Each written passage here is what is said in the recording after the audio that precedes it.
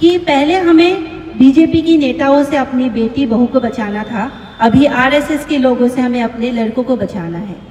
RSS को ban करना चाहिए।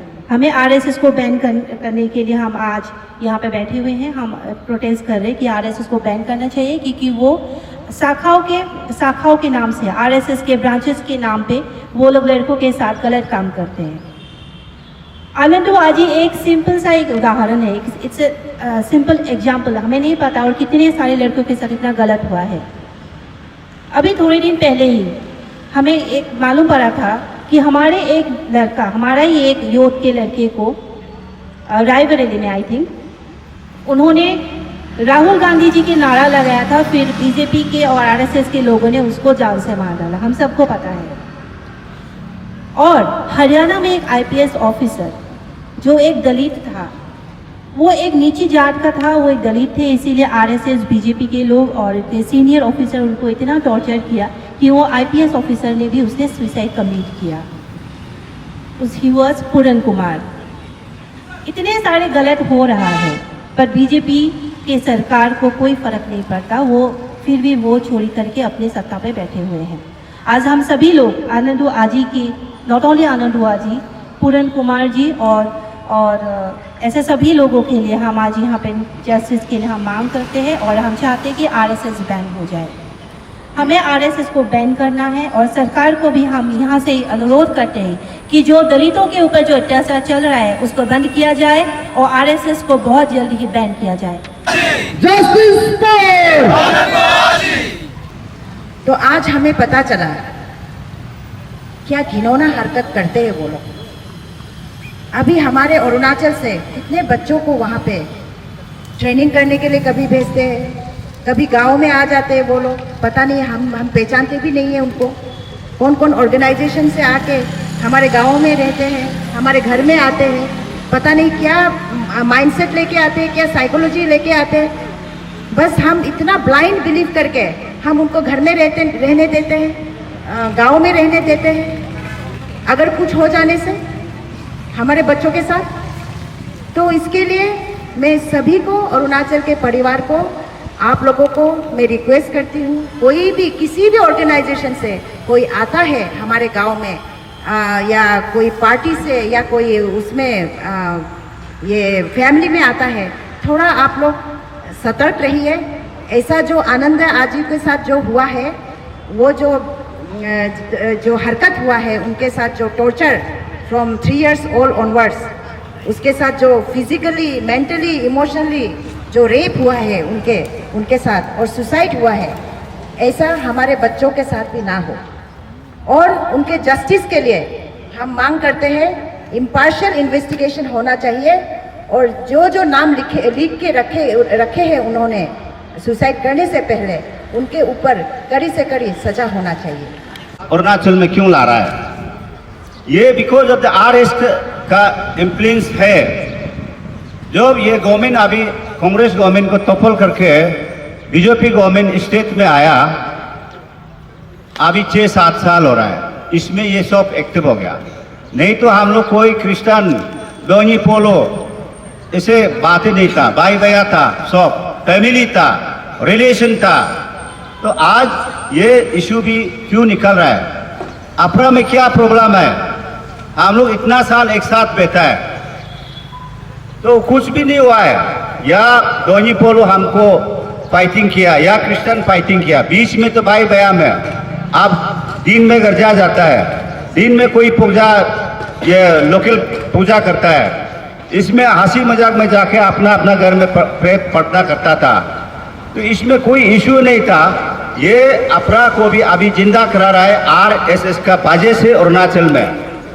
तो अभी हम लोग का अपना दोनी पोलो, जो पहले हम लोग का पिताजी लोग जो नियम नीति करके आया उसको नहीं करके अभी अगरबत्ती जला के, ये जला के, वो जला के कर रहा है।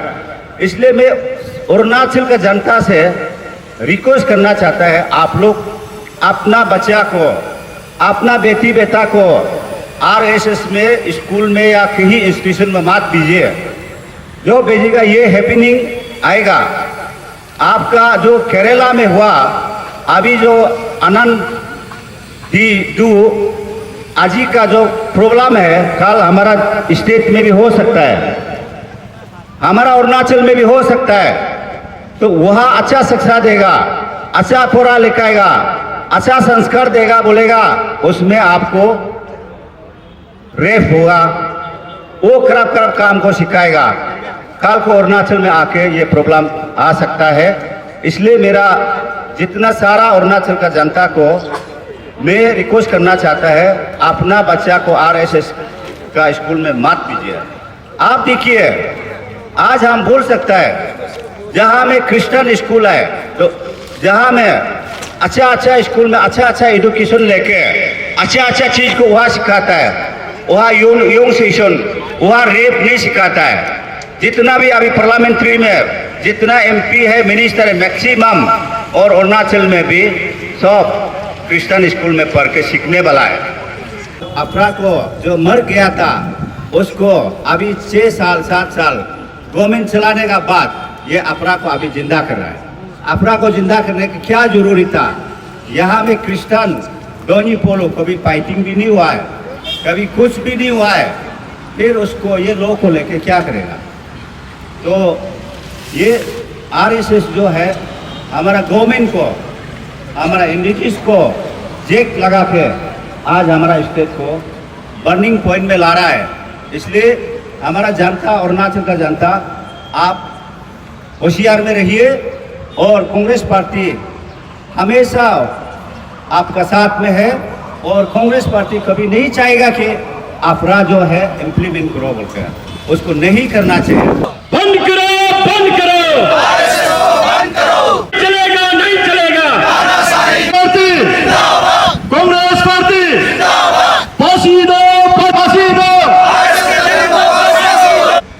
काम किया, ऐसे जिन्होंने काम किया आरएसएस के लोग, इसको आनंद आजी के जस्टिस के लिए हम लोग जमा हुआ और आरएसएस को कंडेम करने के लिए हम लोग जमा हुआ।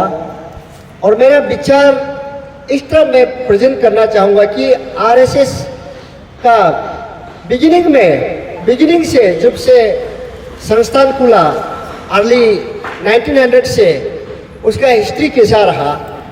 जब इस देश में अंग्रेजी भारत माता को शासन कर रहे थे, उसमें सावरकर जी, वो वीर सावरकर बोलते हैं, कार्य सावरकर काम किया, कार्य का काम किया। वो ब्रिटिशर से एपोलॉजी लिख के, अंडरटेकिंग लिख के कांग्रेस के खिलाफ उस समय मतलब भारत माता के खिलाफ, इंडियन के खिलाफ, इस देश के विचार के खिलाफ उसने काम किया। और पूरे इंडिया में फर्स्ट जो है मिलिटेंट थे, टेररिस्ट है, ये आरएसएस के थे। फादर ऑफ द नेशन को मारने वाला नाथुराम गोडसे वो आरएसएस के और हिंदू महासभा के थे। इसलिए बिगिनिंग से ये आरएसएस के लोग देशद्रोही का काम करते थे। संघ में काम किया, बेटा पढ़ाई किया, आईटी टेक्नोलॉजी बना, लेकिन इतना फ्रस्ट्रेशन से आज उनको अपना जान से हाथ धोना पड़ा। तो ये राष्ट्रीय स्वयं सेवक संघ बोलते हैं, जो सेवक को इस तरह हंस रहे, ये रिजल्ट देखिए, ये कॉन्सिक्वेंस देखने मिलता है। तो ये तो हमारे देश के लिए एक बहुत शर्मनाक करतूत है एक संघ द्वारा। ये जो संघ है, जो अनुशासन, जो देश को चलाने के लिए, जो मोदी जी बड़े बड़े ऐसे आवाज में कहते थे, देखो आज रिजल्ट क्या है। हमारे एक नौजवान होनहार जो लड़का देश का भविष्य था, उसको जान से हाथ धोना पड़ा।